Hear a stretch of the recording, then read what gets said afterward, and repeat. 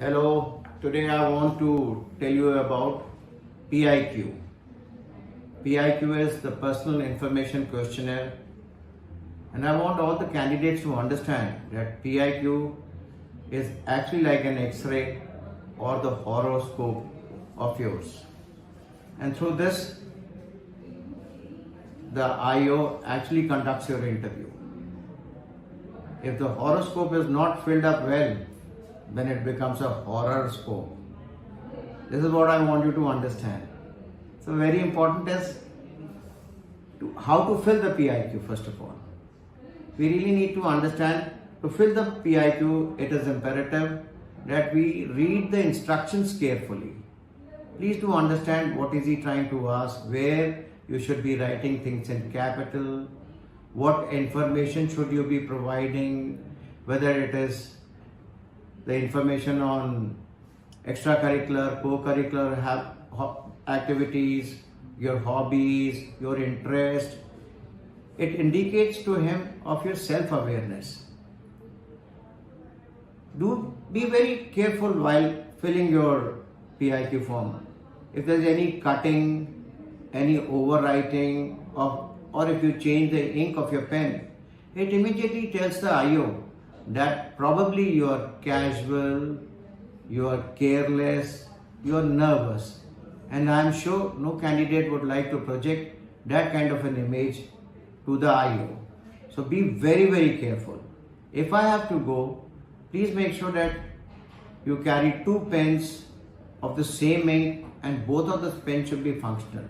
There are a number of times it is seen that while we are filling up the PIQ form, number of times people get little nervous, their pen falls from their hand, and if the nib or the tip of your pen is broken and you change the pen and use a different ink, the IO immediately understands that your preparation has not been too good. It is like a soldier going to the battle without ensuring that his magazine, that is his bullets are there in the magazine. 3 गोली चलाने के बाद पता चलता ओ हमारी तो magazine खत्म हो गई है. So that is why a smart student carries 2 pens of the same make and both the pens should be functional. By any chance if one becomes non-functional, he uses the same pen of the same make, same ink, that this impression is not conveyed to the interviewing officer. Your PIQ form, as I told you, it indicates your attitude, whether you are diligent, meticulous, nervous, casual, careless. So please pay special attention while filling it. PIQ form has various contents, various things that he wants to know. One is about where do you come from, the place of maximum residence.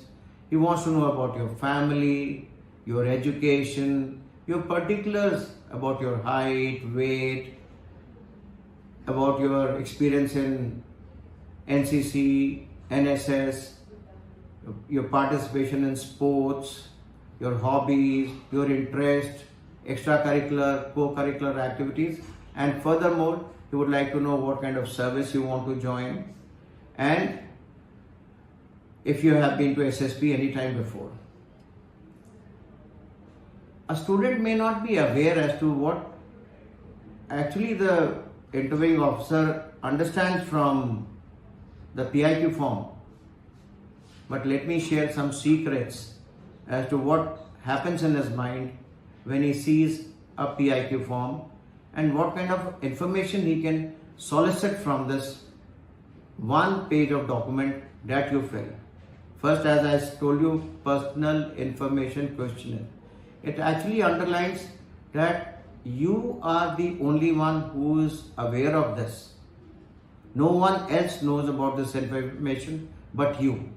It actually reflects the depth of your knowledge. The moment you write, when he talks of what is the population, and when you write approximate population, it tells about your sense of awareness. Similarly, where it is written to write about your parents' income, if you are aware, you will be able to write by and large the correct income of your parents. Your participation in sports is actually an indicator of your cooperation, your adaptability, and even furthermore, your ability to exhibit leadership traits. So please do be very careful to indicate what sports do you invest in. Similarly, hobbies and interest are a clear indicator of self-development as to how much of time do you integrate with yourself. Please do remember that people tell you to embark upon so and so career. Somebody will tell you become a leader, become a police officer, become an army officer, or a teacher, or a doctor, or an engineer. But nobody ever tells you what hobbies to take. Hobbies is essentially our inner calling. It actually tells the route that we have embarked upon on our self-development. So please be very careful what kind of hobbies do you write and what kind of interest that you exhibit. Similarly, when you're looking at your extracurricular, co-curricular activities, he is actually getting an idea of your leadership traits.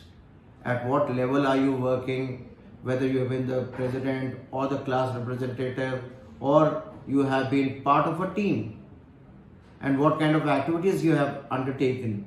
These are immediately the interviewing officer starts understanding in your time when you are working with your contemporaries, that is in your school or college, what kind of traits were you exhibiting.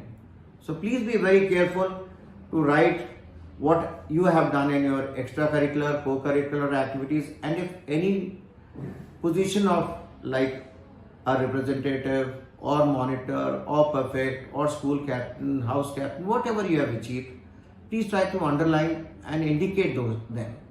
Similarly, interview also, PIQ form also subtly indicate your performance level.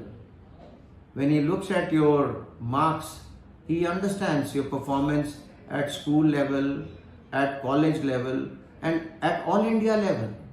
So be very careful how do you write it and how do you put it across over there. Number of times it is seen that a lot of students try to oversubscribe. When I say oversubscribe, I actually want you to understand, try to overproject. That means that things that they have not done, but they want to exhibit those things. Please avoid this folly. If you overproject anything, you are definitely looking for a problem, because unless until you have great understanding of things, you will be in a great trouble. I have seen a lot of people writing about games that they have not played, but they write that they have played this game at national level or at district level. But when asked simple questions on that game and they don't have that knowledge, he immediately comes to know that you're probably trying to lie. So avoid doing any of these things. I've seen that a lot of people write about 7 or 8 hobbies. And when he talks of tell me of your hobbies, and you talk of only 2 hobbies, and you forget about the 6 hobbies that you've written over there, then it actually tells him either you have not undertaken these hobbies, or alternatively, you're so stressed that you've forgotten about them. And either way, it is disastrous for a candidate. If he forgets, it is disastrous, or if he's too stressed, it's disastrous. So please do understand, do not over project. I hope this little video on understanding PIQ will help you in understanding how to deal with this basic document, and when it is filled properly, it will be a great horoscope, or alternatively, as I said, do not let it be your horoscope. God bless you. Thank you.